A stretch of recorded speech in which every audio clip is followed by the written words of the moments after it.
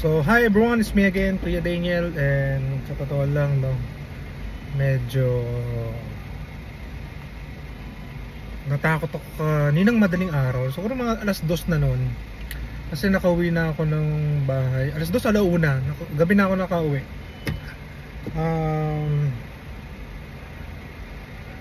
Natutulog na ako. And then siguro wala pa akong 5 minutes na natutulog na. Ang babaw lang ng tulog ko, ha. Napakababaw lang. Nanaginip ako. Nakakausap ko yung tita ko doon sa pangarap. And then paglingon ko doon sa may upuan nila, detalyado yung lugar. Sa kanila. At pati yung upuan detalyado. Habang kausap ko yung tita ko, bante ko lang. Habang kausap ko yung tita ko, paglingon ko, nagsalita yung tito ko na kung saan patay na siya. Okay. Nung nakausap ko siya, nung nagsalita yung tito ko na alam kong patay na, alam nyo nangyari.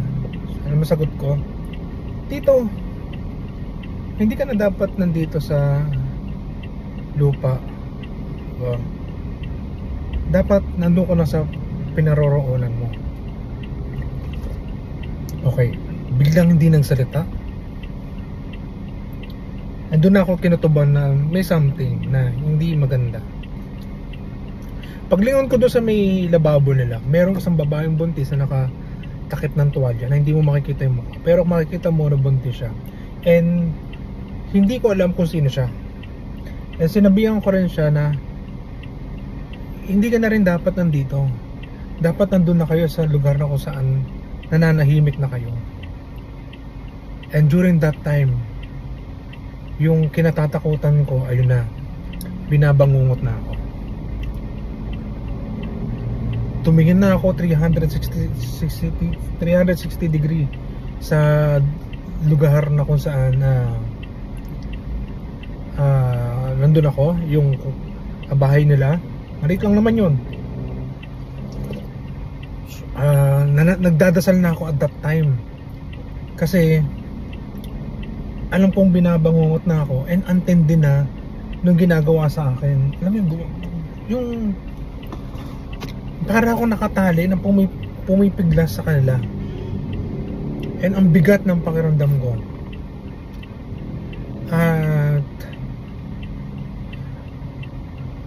nagdadasal ako in Jesus name. Paulit-ulit na ako noon. Naiiyak na ako sa noon, sa nangyayari. Okay? Naiiyak na ako noon. And siguro after yung doon sa panaginip, napakatagal niya. Pero doon sa actual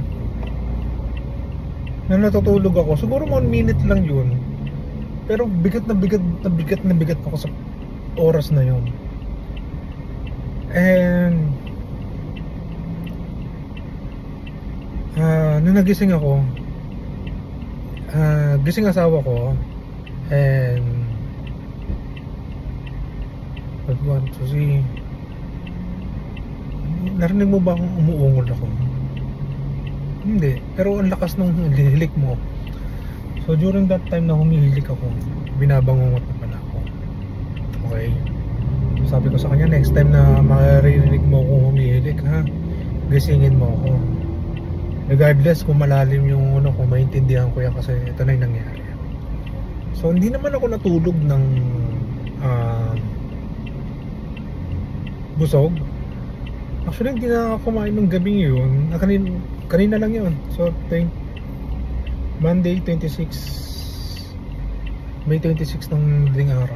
Matulog na hindi nga ako nagpatimpla ng ng Milo nun, kasi yung Milo is nakaka-acid, nakakataas pala ng acid. Pero iniinom ko kape. So again, pag binabangungot tayo,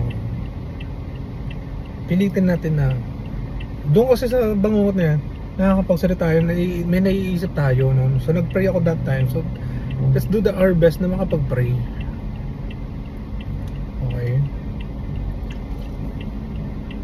And nawa, huwag naman maulit-ulit yun, kasi nakakalungkot, ang bigat. Paano kung natuluyan ako doon? Wala na. Okay. So pray lang tayo, palagan natin yun. And